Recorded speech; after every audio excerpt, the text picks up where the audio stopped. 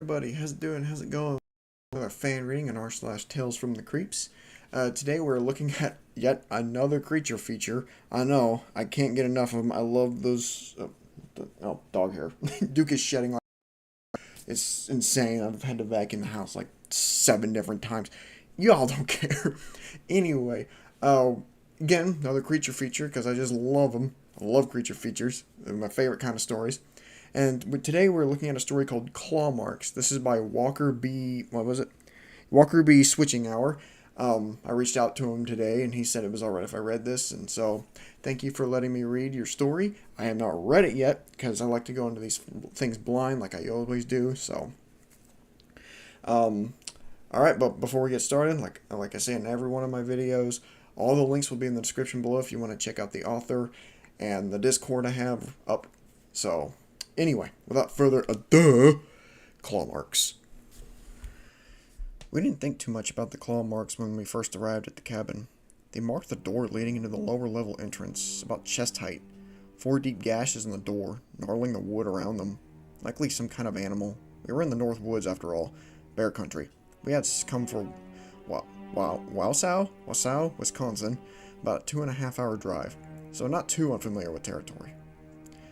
Our rental for the next 4 days, was luxurious, to say the least. A 3-story cabin in Michigan's Upper Peninsula, a little bit outside of Wakefield, booked via Airbnb. Spacious enough for a large group, with the low level acting as a lounge of sorts. The middle and upper floors consisting of small kitchenettes. Living rooms, 1 bedroom, on the 2nd floor, 2 on the 3rd, and each floor having its own balcony and stairs leading up to the 2nd. Outside, we had a limited yard with a fire pit, picnic table, and the woods right there. Our group consisted of me, my girlfriend Erin, and our friends Sam and Tina, my brother Lewis, and a few others dropping in for a day or two. It was a Labor Day weekend, with all of us taking on extra day of vacation. One last hurrah before fall semester started back up. Giving the claw marks no mind, I opened the door to the lower level, suitcase, case of beer, and one Erin's bags in my hand. The lower level didn't have too much overall. A couch, television, pool table, and high top table, with a few stools around it. There was a door at the top of the stairs leading in the middle level. A pain in the ass to open with everything I was carrying. Hashing things out pre-trip, it was decided that Erin and I would take 1 bedroom on the top floor, with Sam and Tina taking the other. The middle floor's bedrooms were first come, first serve, for the others showing up, with the last person to arrive getting one of the couches. I continued up the stairs to the 3rd floor, and lo and behold, another door met me at the top. After juggling my stuff once and more, and swearing in frustration, I entered. Surveying the floor, I decided that Erin and I would take the bedroom directly at the end of the hall. There were 2 doors on the side, the bathroom and what I guessed was the other bedroom. I stashed the beer in the kitchenette's fridge, taking and cracking one for myself. Dropped mine and Erin's bags in the bedroom and stepped out for the balcony. It was a crisp, beautiful afternoon, the kind of day that borders on the end of summer and beginning of fall. Sunny and clear, not too hot but not too cold. I sipped my beer and observed everyone below. Some unloading cars, others shooting the shit and throwing sticks and paper into the fire pit, looking at the cars. I noticed one hadn't arrived yet. I guess Lewis was the lucky winner of a couch. I threw a few beers in a string bag and made the descent to meet everyone outside, lamenting how much of a leg workout this trip was going to end up being. Sam and our friend Jake had managed to get a fire going, and Erin and Tina were in the picnic table, chatting with Sadie, a friend they made and invited on the trip about a week ago. I handed out the beers and took a seat next to Erin on the table. I didn't have the slightest clue what they were talking about, but nodded along. Exchanging glances with Sam, the sun had begun to set, painting the sky a canvas of orange and crimson. The temperatures was going down with it. It was a beautiful scene, but the ambiance was broken by the sound of a running motor. My prodigal brother had finally arrived, pulling up to the last open parking spot. Okay, this immediately has vibes of like classic slasher horror movie kind of feel. Like it's just a bunch of college kids just out and about, and then something just comes and just slaughters them. That's my take. So, all right, back to it. The first night was on the greatest I've had in a long time. Sitting around the fire with my favorite people, beer after beer going down, telling jokes and stories, and enjoying the last bit of freedom before classes. Extracurriculars and all the jazz took over our lives once more. A bit later, we migrated inside. There were other cabins with an earshot, after all. Going inside, in hindsight, I do remember something I brushed off at the time. A yellow gleaming coming from the edge of the woods that wasn't our fire. Two small yellow lights, like the glow of eyes reflecting the waning fire. The rest of the night consisted of cards, board games, and similar activities, with Aaron and I deciding to check out around 2 a.m. We didn't think anything of the noises coming from the lower level at the time. Soon talked up to being at the cabin settling. Like I said, first night was one of the greatest I'd had in a long time. It was also the only normal night we'd had in the whole trip. Woke up on the next morning, Aaron draped over me and my head pounding, instinctively reaching over for the Gatorade on the nightstand. Dragging myself out of bed to face the upcoming day. Tina and Sam stood in the kitchenette, bidding me good morning with eggs and a skillet and a spread of toast and fresh fruit on the counter. Took a glance out the glass doors at the balcony. Another beautiful morning. And another beautiful aesthetic interrupted by Lewis, who bursted upstairs to us. Face pale and panting, he was sputtering, obviously shaken, and talking about claw marks. We told him about the ones outside, which just made him paler. Felt my own face go pale when he said there were no claw marks on the outside door. Might have a little spelling, little typing error, but that's fine. Just the ones in the door leading to the second floor. I guess he went outside for an early cigarette and was greeted by them and headed back to his couch. Sam, Tina, and I followed him, opening the door. To my discomfort, he was right. The same door I struggled with full-handed, at least the first one, had the same claw marks as the one outside. Chest height, deep gashes in the wood. Continued outside, which confused us further. The door into the bottom level, only initially marred with the gashes, looked good as new. Smooth wood, hardly a scratch in it. There were no rational explanation, but they didn't stop us from trying to come up with one. After some deliberation, we decided to try and put it out of our minds and continued enjoying the trip. They didn't quell Lewis, though. Poor guy spent the whole day looking over his shoulder and had evident worry in his eyes. A few of us decided to go on Ironwood for the day. About 15 minutes down the road, Tina, Sam, Aaron, Lewis, and I took Sam's car down there. Jake and Sadie left, bound back to Wisconsin. Ironwood was nice enough, not overly huge with a few interesting places, so we entered one of the local pubs. I jumped as the door almost decked me. A pale-faced girl around our age rushed out, obviously in a hurry. She muttered quickly, "Sorry," and speed walked away. Heading down the street, Aaron looked over at the shoulder of the girl, who was entering the shop next door, glanced at her, shrugged, and opened the door. The pub was nice, not too crowded, friendly bartender, locally made craft beer, sampler boards in the shape of the UP itself. Lewis seemed calmer than earlier, likely courtesy of nicotine, beer, and company. Sipped my beer and lost myself in my thoughts as Tina regaled Aaron and Lewis with details about her upcoming course load. Sam noticed my pensiveness and turned to me asking if I was alright. I was fine, but couldn't get the hurried girl's expression out of my head. She looked worried. No, more than just worried. Fearful. I wonder what could have happened to freak her out so badly. When the bartender came back around us, I stopped her and asked about the guest in question. She let out a sigh and cheery expression, giving way to a slight frown, and then ran shivers down my spine. According to the bartender's words, the girl came up this way from the Chicago area with her brother, on a road trip to a family gathering further up the UP. They left Illinois with no time to spare, and intending to hike in the porcupines, check out local hangouts, and stay in a cabin near the park for a couple days before making the event. The pub was one of the said local hangouts. Came in 2 days prior. Her visit today was for information rather than beer, though. She'd been all over in Ironwood asking questions. Her brother disappeared sometime in the night. No trace or indication of his leaving. The bartender sighed again, said she unfortunately didn't know anything. Spiel caught the attention of the others. With Lewis's face draining of color, asked if there were any other details, to which the bartender shook her head before returning to work. We finished our drinks in silence, contemplating everything we just heard. As we got up to leave, the bartender stopped us, saying there was one more odd thing. The girl, she said, mentioned something weird about their cabin during their first visit. Something about the door being torn up. She mentioned it again just before we walked in. Those last words turned my blood to ice. We didn't see the girl again for the rest of our time in Ironwood. I hoped that she would find her brother, that everything would be okay for them. The whole thing unnerved me, and unnerved Lewis even more. He was jittery in the rest of the day, chain-smoking and hardly talking to anyone. As we approached Sam's car, I couldn't help but notice a flyer on a nearby telephone pole. "Missing," in big bold letters, was printed across the top. A woman with a flannel shirt and beanie smiled at me. Jamie Steffens, age 43, brown hair, 5'4", 130 pounds.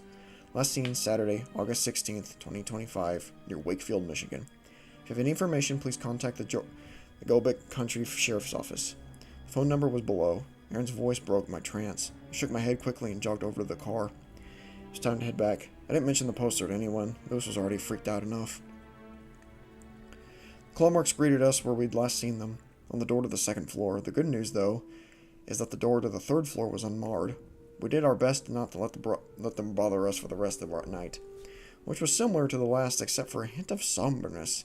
Aaron and I checked out much earlier, retiring around 10 p.m. I tossed and turned most of the night, with creaks and thumps from downstairs keeping me awake. Lewis must not be sleeping well, I thought. The little sleep I got was fitful, with thoughts full of Jamie Steffens, the missing boy, and wood gnarled by deep gashes invading my dreams.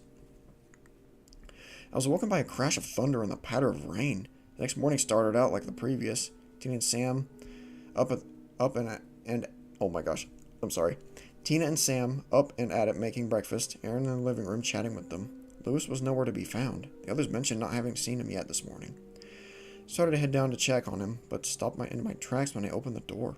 There were claw marks on the inside of the door leading into the third floor, though what the fuck about to come out of my mouth was interrupted by the sound of an engine. I rushed over to the window to see Lewis's car back out of its parking space, turn into the road, and peel off. The words I meant to say a moment ago came out. Aaron and Sam joined me by the window, confusion and worry on their faces. Pulled my phone out, ready to call Lewis when Tina let out a shrill scream. Snapping my head over, I saw her standing by the gashed-up door, her hand over her mouth. The realization shook us all to the core. They weren't there when we got back to the previous evening. My senses of unease heightened the thinking of Lewis sleeping down there last night. Did he see what did this? Descending to the second floor, we made two more unsettling discoveries. One, the claw marks on the door leading to the second floor were gone. Two, there were claw marks on the bedroom door, the room Lewis claimed after Jake and Sadie left. What the hell was going on? Looking outside, the storm had picked up. Rain was coming down in sheets. The sky was an ugly dark gray, with only light coming from the occasional lightning flash. We were stuck inside for the day, which was bad enough for a normal cabin trip. Worse for ours. Aaron, Sam, Tina, and I sat around the third floor living room table for most of the day, trying to keep our minds occupied with card games and trash TV. The storm showed no signs of slowing down. Getting the hell out of Dodge was all in our minds, but Mother Nature seemed to have other plans. We were leaving the next morning no matter what. Ironically enough, that was our designated checkout. Tina joked about giving the Airbnb a bad review when we got back, but that didn't lighten the mood too much. After what felt like the longest day of my life, nightfall finally came, and we all adjourned to rest up before our returning journey. Again, my sleep was interrupted. Imagining what kind of abomination left those claw marks and all the horrible fates those missing folks could have suffered. Jamie Steffens' smile was burned in my mind, as was the look of the worry and fear on the pub girl's face. I grumbled and got out of bed. I needed a snack and a drink, anything to get my mind off what was going on. The storm had died down and the moonlight shone through the window, bathing the third floor in a ghostly white. I groggily lumbered over to the fridge and grabbed a bottle of water and a bag of beef jerky. Sounds of the rain and creaks from the floor below filled the silence with while I munched. It was almost relaxing, even with everything going on, but then it hit me. The only ones left here were all up here. Why did it sound like someone was walking around downstairs? I froze, the feeling of unease coming over me. Thump, thump, thump. There was someone, or something, downstairs. Thump, thump, thump. I got up from my seat and slowly began to back toward the bedroom, eyes on the door to the stairwell. Thump, thump, thump. The footsteps were getting closer. They were coming up the stairs. I continued back down the hall, arm outstretched behind me, feeling for the door. Thump, thump. The noises stopped. My hand brushed the wood of our bedroom door, and I fumbled for the knob. Twisted it slowly and opened the door, ducking in the last thing I saw before I shut the door was the stairwell. Door slowly give, opening with a creak. Something was in here with us, and it was feet from our bedroom. I looked over at Aaron, still asleep on the bed, then pressed an eye to the keyhole. The stairwell door was all the way open, but I couldn't see anything yet. Sounds were coming out of the living room. Oh my god! Ow!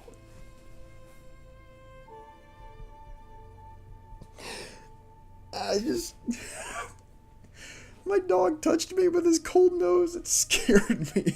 And I stubbed my toe on my desk. Ow. Why did you do that, Duke? Ow. Where was I? I'm sorry about that. Hold on. I wanna get a drink real quick. My throat's getting dry. Oh, my toe hurts. Oh. Okay. Where the flip was I? Where was I? Okay.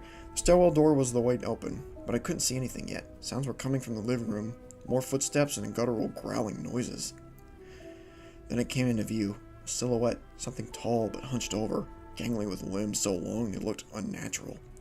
2 glowing yellow dots. What looked like 4 long, terrible claws on each hand. I couldn't see it in detail, but those talons were certainly visible. I put a hand over my mouth, trying to breathe slowly. The thing skulked around, somehow not damaging anything. I was frozen and couldn't walk away. Erin stirred behind me, letting out a yawn. I cringed at the noise, turning my head to see her sitting up. She opened her mouth to speak, but I gave her as quiet of a shush as I could and gestured at the door. I turned back around, put my eyes back onto the keyhole, and my stomach dropped. The thing was frozen in its hunched over pose. Glowing yellow eyes seemed to trained on our door. It growled, low but rising in volume, and began to stalk down the hall. I lost my composure and leapt onto the bed, holding Erin tight, hand over her mouth. I was sweating, my mind completely taken over by adrenaline. The sound was horrible. I could hear it raking those claws down her door, the wood splitting from the sharpness. The rake. I'm sorry. The commotion must have woken up the others as well. I could hear what sounded like Sam's groggy voice in between bouts and flowing. Scratching subsided for a second, but then I could hear it again. But further away, the thing was tearing into Sam and Tina's bedroom door. I held on to Erin for dear life, shaking, tears streaming down my face, and I had to keep quiet. Sound of Tina screaming joined and clawing. Oh my gosh. The sound of Tina screaming joined the clawing cacophony. It was a truly hellish mix of sounds, but abruptly stopped after a few more moments. Tina's whimperies were the only sound left. I peeked out the keyhole, once more to an empty hallway and empty living room. It was gone. Wouldn't sleep the rest of the night.